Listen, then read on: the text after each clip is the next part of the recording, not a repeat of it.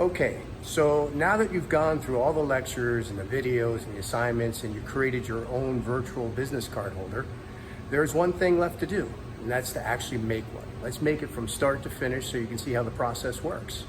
So let's get our safety glasses, let's put them on, and let's go. So the first thing I want to do is I want to look at this sketch, right? This is a sketch drawn by an engineer for the basic size of the business card holder. We can see that it's going to finish at 3.5 inches by 1.980, and it'll have a thickness of 0.730.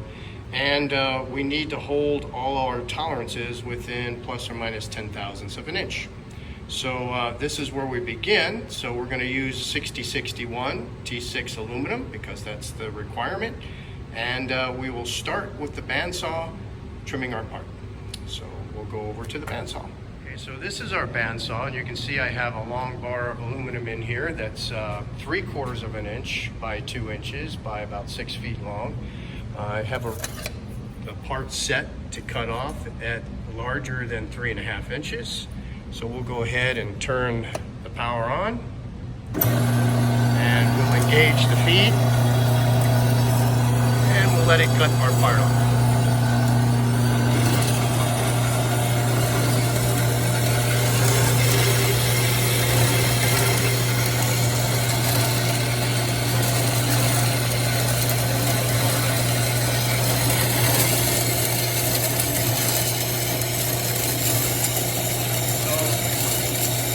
Bandsaw, as you can see, is just a rough cutting machine. It doesn't hold very close tolerances, as we discussed in the video.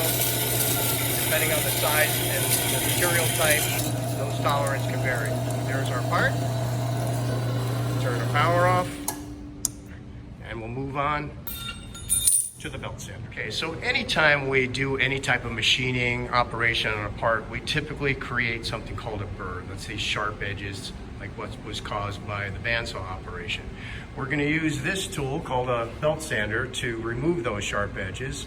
And I'm trying to do this with a camera in one hand and basically one-handed, but the way that you want to work this is you want to tilt the part so that it's on about a 30 to 45 degree angle, and then just gently slide it across the belt. So let's go ahead and do all the edges so that we have a nice smooth part. And the other reason why we deburr, besides the fact of not wanting to get cut, is these burrs can actually affect the way the part sits in a vise. So we always want to make sure that the part is super clean and that there's no rises of material here, or raised material I should say, because that will end up causing the part to sit cockeyed in the vise. So let's turn it on.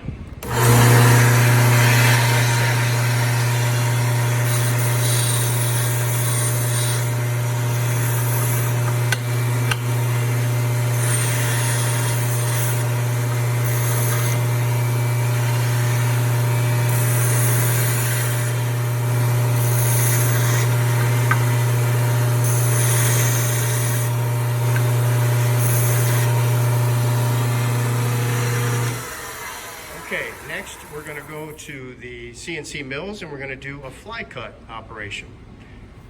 Okay, so our very first operation is going to be called a fly cut operation. This tool right here is called a fly cutter. It's designed to take minimal material but yet give us a very nice finish. So we're going to take our part, which measures 3/4 of an inch. Remember, we need to bring it down to 0.73. So rather than take it all off one side, we're going to take about a 0.010 cleanup cut. We'll call that our base cut, and then we'll measure how much is left to take off, and we'll take it off the opposite side. But this particular part needs to go in this vise a certain way. These are called parallels. Parallels are called parallels because they hold your work, they're ground parallel to the table, and they hold your work up above the top of the vise so that we don't interfere with the vise while we're machining. It's always important to make sure that the vise, your part, the parallels, everything is perfectly clean, that there's no chips or debris or dirt, because that can cause your part to not sit nice and flat and you'll end up getting skewed results. So we want to push our part all the way up against this part stop. This part stop is there because we've already taught the machine the X, Y, and Z zero. We talked about that in a previous video about the offset page. And now that everything's been set, we'll make sure that we're up against that stop. We'll give the vise a nice good tighten here. We're going to close our doors. and we'll go over to the controller. And the controller, as you can see, this is the Gcode that you guys learned to work on. And then very, very quickly, we're going to be using tool 10, which is the fly cutter itself. The tool is just going to do a simple straight move. It's going to come down to 0.1 above the part, then feed down to minus 10 thousandths at 15 inches a minute. Then it'll travel to X minus 7 inches. It'll raise back up. The M9 turns the coolant back off. And then these last few blocks return the machine back to the home position. So you'll see here, this is the cutter. It's going to travel that 7 inches, and then it's just going to raise back up. So let's click on our cycle start button, and let's give it a roll.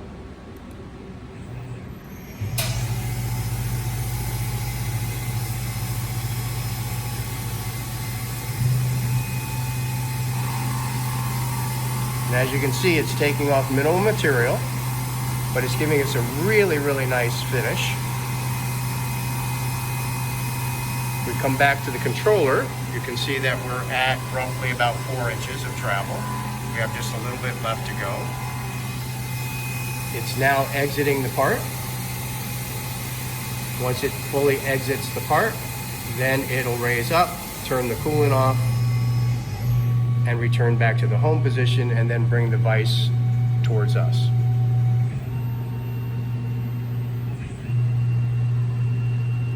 And then we'll open up the doors. And I know there's a lot of glare coming here, but you can see, once I wipe some of this liquid off, we have a pretty nice finish here.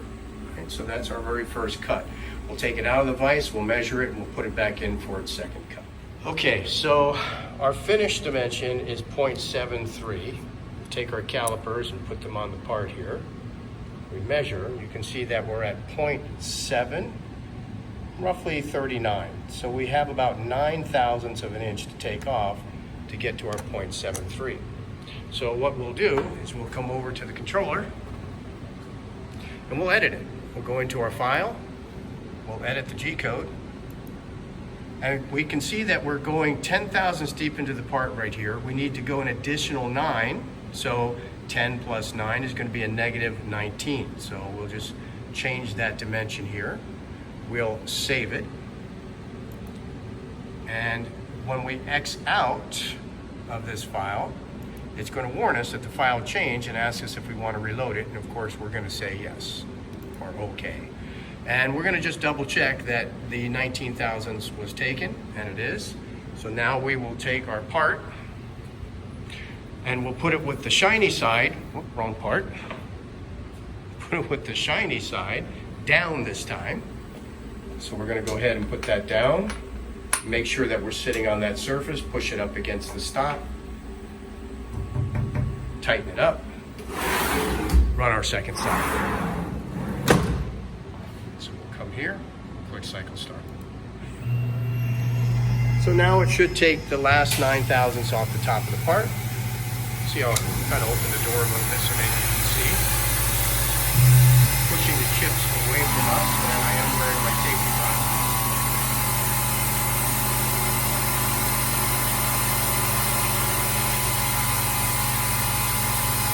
See all the chips flying over outside here.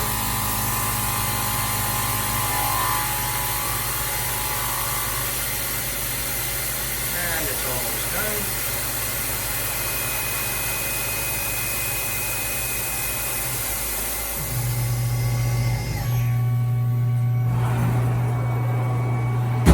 Vise again will come out towards us. I'm going to grab an air hose this time and just blow the part off.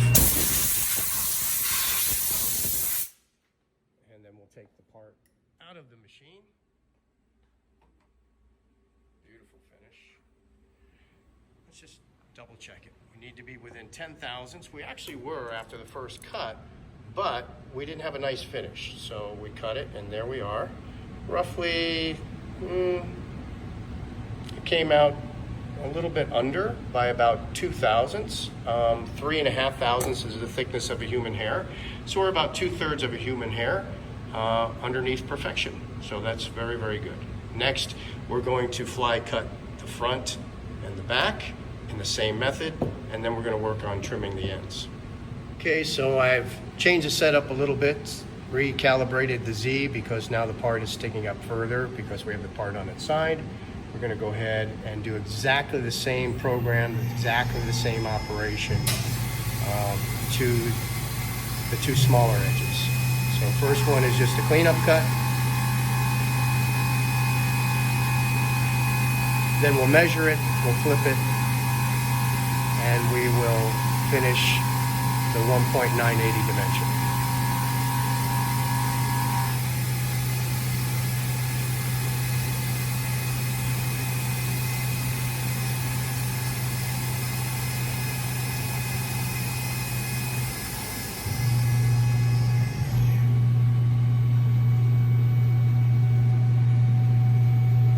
Okay, the second side needs to have an additional 8 thousandths taken off of it.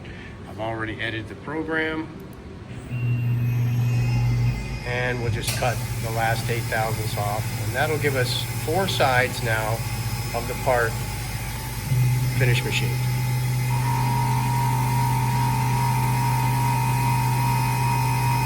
And keep in mind, we talked about machines and people all have different degrees of tolerance. Can I get the part within less than 1/1000th? Yeah, you can. One thing that I didn't do was I didn't tap the part down with a hammer. I'm working with one hand, that's no excuse. But typically this particular machine says that it can repeat within about 1.5 to 2 thousandths over, I think they said it's like 10 inches. So you can see the travel that it does. It does pretty well for what it is. It's a great little lab machine. Okay, so out we go. We'll wipe that off. And next we'll set up to do the edges. Let's do a quick check here. We're supposed to be 1.980. Let's see how we came out on this one. All right. So obviously here it's right on. So you can see that it holds its tolerance pretty well within a couple thousandths. That's what it's designed to do. The more expensive machines like you see over here and over here, they can hold within tenths. But these are more lab-based machines. Just as a price comparison, you're looking at something that's over $100,000 at the far end. These are only $18,000, but they're great machines for the lab. They're great for even an entrepreneur to start a small business. And that $18,000 includes everything you see, including the tooling, the holders, the vices, the controller, everything. So definitely a good investment if you want to get started and work on getting yourself up to the more expensive machines if your business takes off. So let's move on to set up the mill, and we'll set the knee mill up. I'll have a cutter set up and we'll trim the outer edges of the part. Okay, so we are going to trim the sides of the part now into its finished dimensions. We're supposed to finish here at 3.5 inches. I measured the part with the calipers already. And I measured the part to be 3 inches, 9/28, so that's roughly 214 thousandths per side. Now, the method that we're using here is going to be a rough method of touching the part off. There's many different ways of finding exact part zeros and using edge finders and indicators and different types of tools. But for this particular one, I just want to touch the edge of the part, move in about 200 thousandths, 214 thousandths, take a cut, and from there clean up the side, and then on the opposite side we'll do a cleanup pass, measure the part in the machine to see where we're at, and then take a final pass so that way we don't bypass our number. So this is called the knee mill. The knee mill, as I showed you guys in the shop tour, is one of those essential machines that you'll find in every machine shop, because it can not only move in the 3 axes of X, Y, and Z, but the head also has the ability to tilt side to side, forward and back, and rotate around. So you can get a lot of different complex setups with a machine like this. So it's one of the staples that we have in the machine shop today. So I have the quill already set down at the length that I want it to be and locked into place. I'm going to turn the spindle motor on to high so that it moves in a clockwise direction. And I'm just going to kiss the side of the part here by turning the crank. So I'm going to get in close by eye without actually touching the part. And just once I get close, I'm going to slow way down to a little bit of a crawl. what I'm looking for is tiny little snowflakes that come off the part like that. And then I'm going to use the Y-axis crank to get that cutter off and away. On our crank over here, I want to set a 0 point.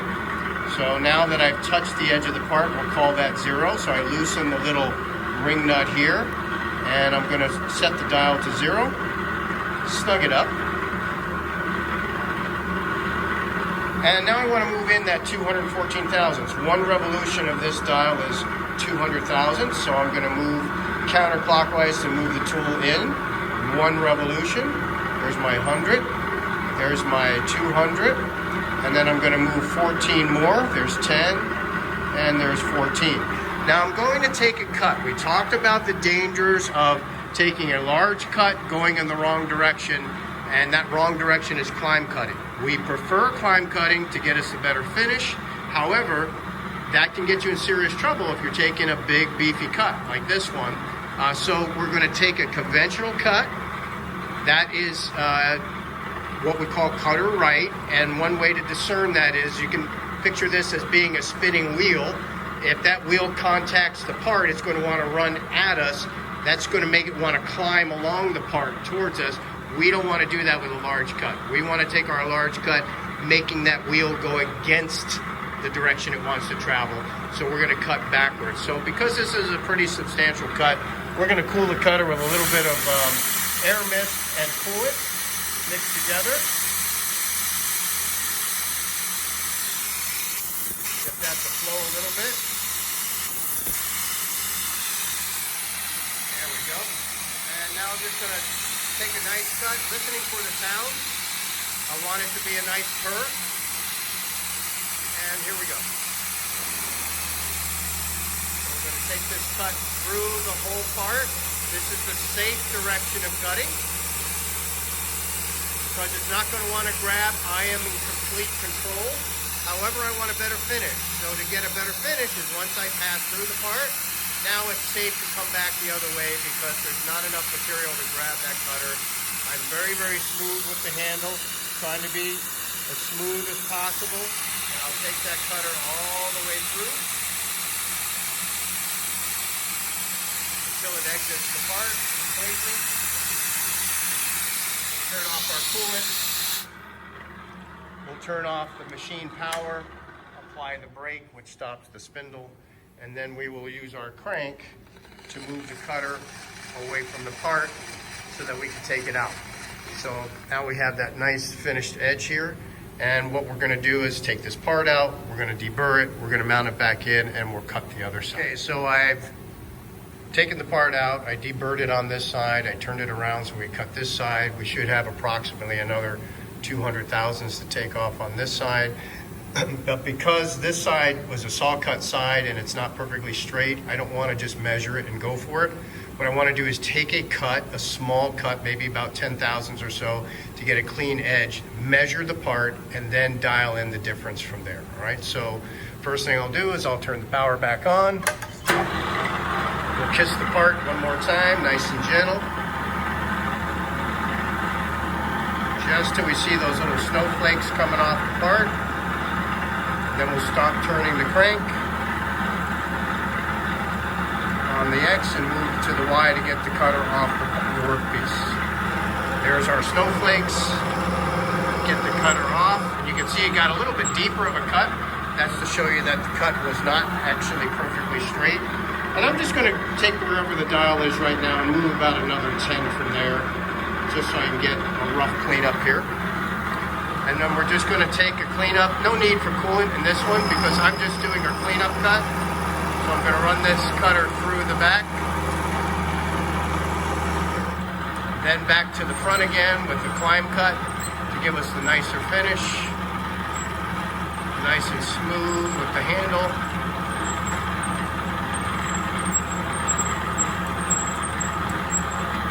And I'm going to keep bringing that cutter forward so it's out of my way. Turn the power off. We grab a brush and brush off the top of this part so I can measure it in the machine. And let's see where we are dimensionally. So let's grab the calipers.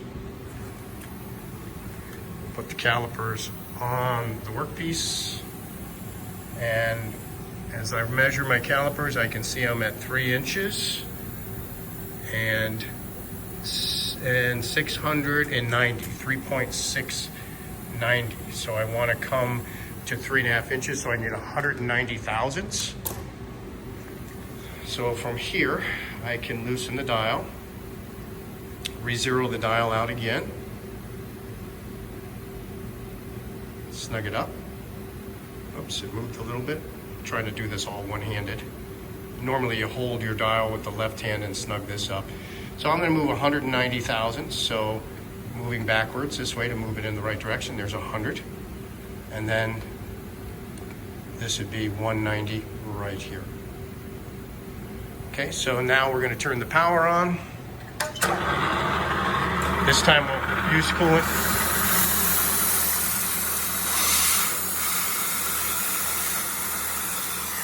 And we do the same cut.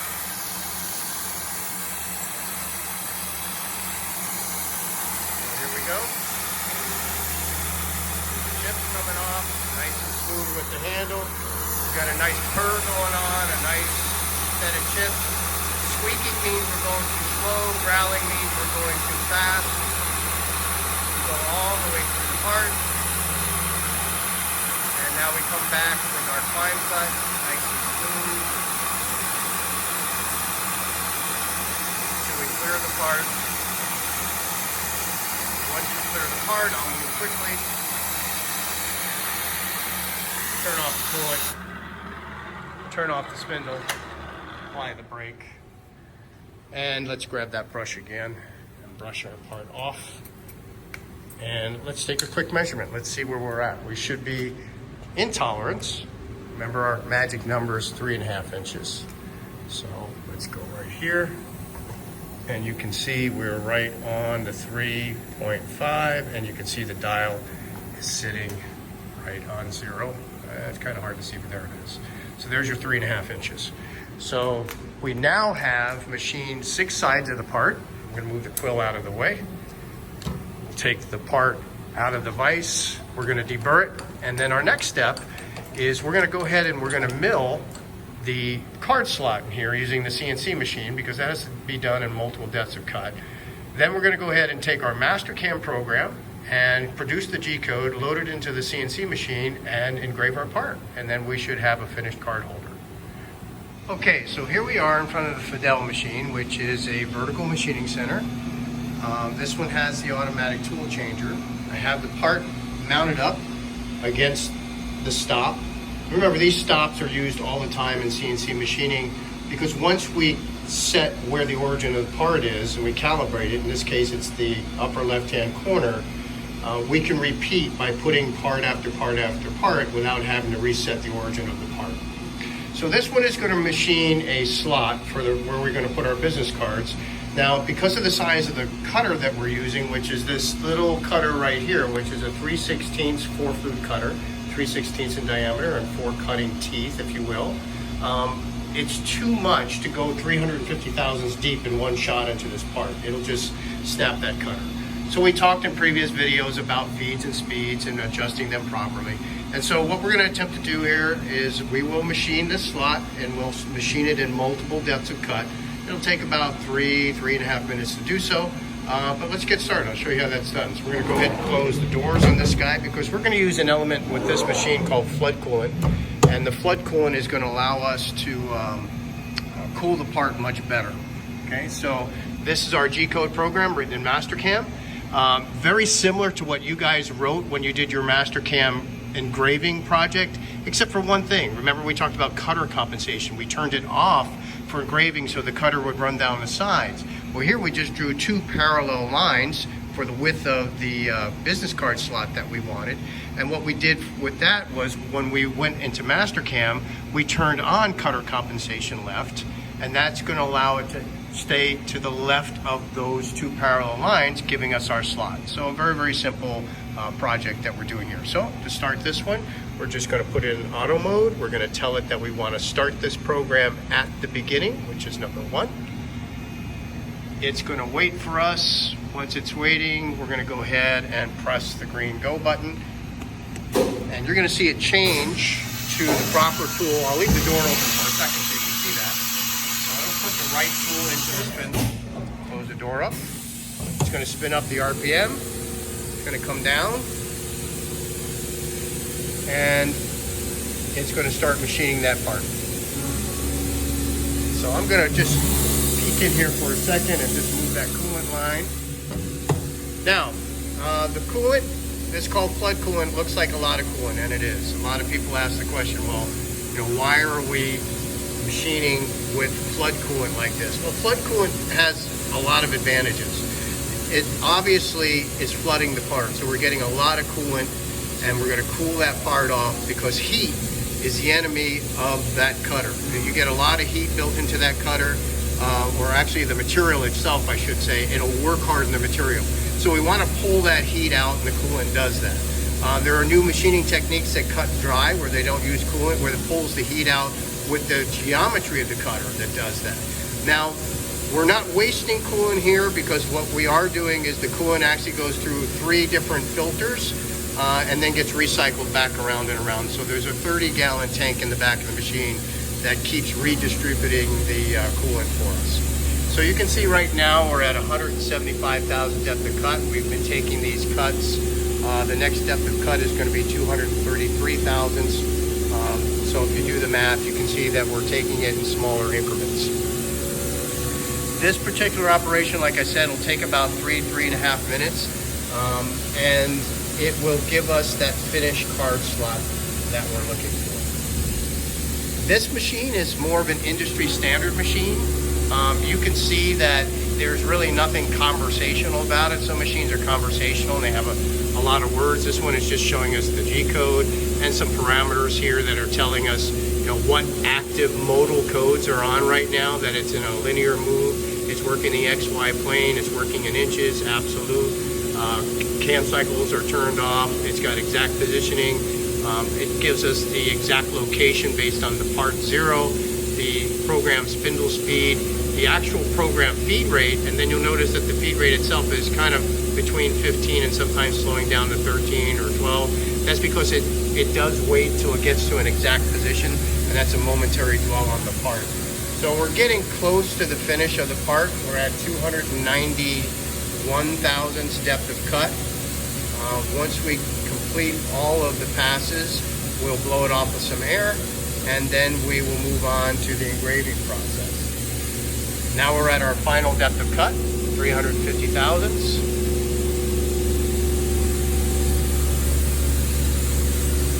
Trying to come over here. Let me turn off the light because sometimes you'll see better with the light off. You don't get as much glare.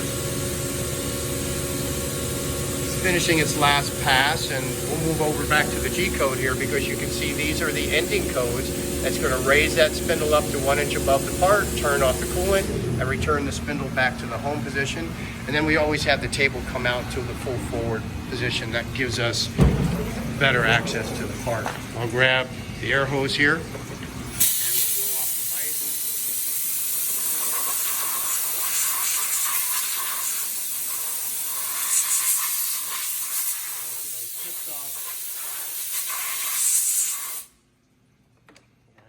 Back and take our part out. Go ahead and turn this vice handle this way. It's always a good idea to hit down on these handles rather than pull up. And we'll take our part out. We'll deburr, we'll take it to the belt sander and use a hand file on it as well to get rid of those sharp edges. And then we're all ready for the final engraving process. I've created my graphic in Mastercam, just something simple, the FIU letters with the FIU Panther. Created my toolpath, and we'll just run a quick verify before we make the G-code of it, just to see what it's going to look like. Let's just zoom this up a little bit, tilt it back just a little bit, hit our play button. And this is what the engraving process will look like on the machine.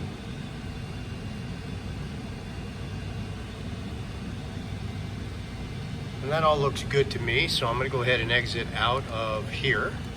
Go back to our top view. And I'm ready to produce some G-code. So on your computers, this G-code was grayed out because if you don't have a licensee to Mastercam, it's not going to allow you to produce the G-code. So I'm going to go ahead and produce the G-code now. It's going to open up something called Code Expert, and it really is quite quick. You can see how quickly it produced all of these lines of code. How many to do this Panther? Over 1,000 lines of code to produce that Panther. Let's go ahead and X out of this, and let's minimize Mastercam for right now. Let's open up our Dropbox, and let's open up our student projects folder, and let's drag this NC file over to our Tormach machines. And we'll walk over to the Tormach. This is our vertical CNC. You can see I have the part already loaded up against the stop, the slots in it. We have a 1/16 ball end mill. That end mill's got a little round bottom to it rather than being flat, which is perfect for engraving. So we're gonna go ahead and go over to our files here. Let's go to our home. Let's go to Dropbox, student programs, and there's our program right there. And we'll go ahead and load that file. So you'll see it change here. Move that around. This is exactly what it's going to machine. Here's all the G-code on this side. And now we're just going to simply, already have the tool calibrated, the zero set, everything ready to go. So we should just be able to click on cycle start and change the tool to the proper tool.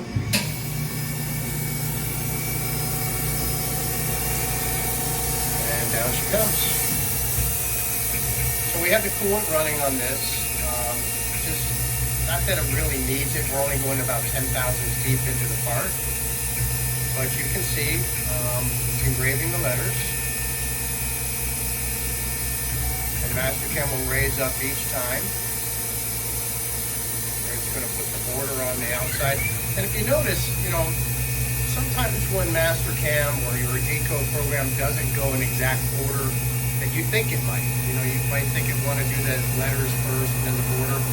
A lot of that is sorted out by the actual controller, the Mastercam post-processor, I should say.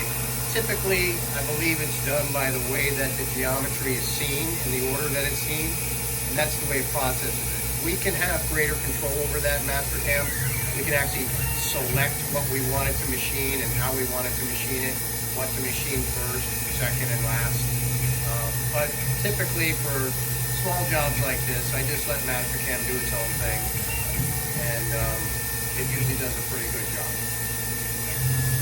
Get a little closer here. Sorry for the noise, but we're using stepper motors on these machines, and they tend to be a little bit noisier.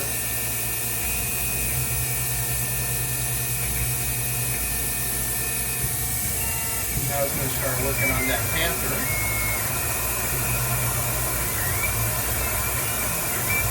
Just so you can see what's happening on the controller side, you can see how quickly those lines of G-code are being processed. And you can see over here, everything that's turning red is where it's machining. You can see the little cutter kind of going around on the part. You can see it kind of coming down over here now. So all of the information is telling us how fast it's feeding and whether it's changing feed rates at all. And you can see as the slide bar is coming down, we're probably getting close to halfway done with the part program. So we'll go back to the part, finish watching it.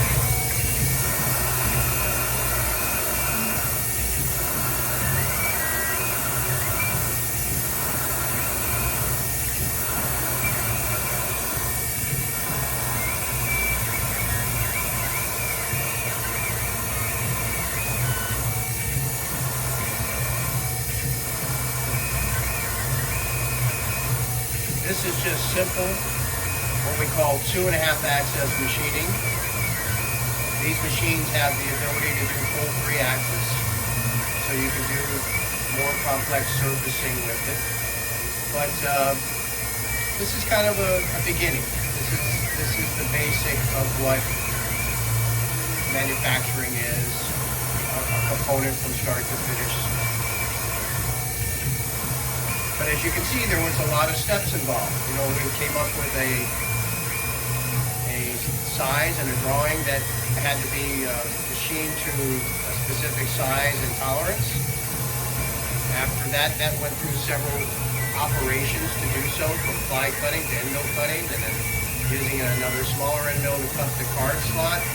Then the actual artwork needed to be designed in Mastercam and then post-processed out to a Gcode file that is specific for this particular machine type. And there we go. I'm going to go ahead and grab the air hose here. Let me go ahead and zoom back out. That lets me. And let's blow this part off.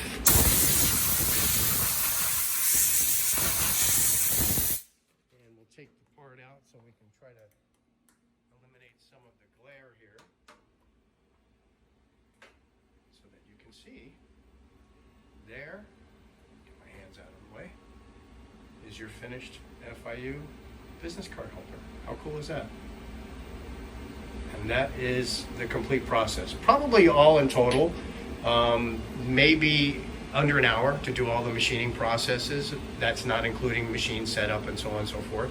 But there you go. Pretty cool. Thanks for watching.